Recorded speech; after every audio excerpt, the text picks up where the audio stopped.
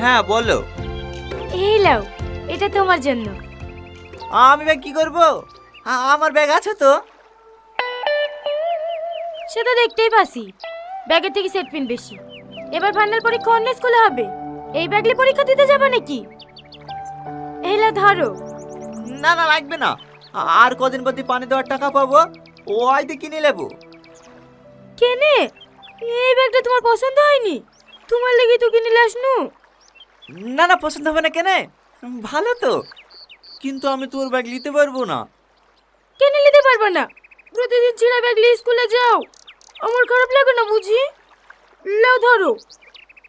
বললাম তো নেবো না। লিবা না?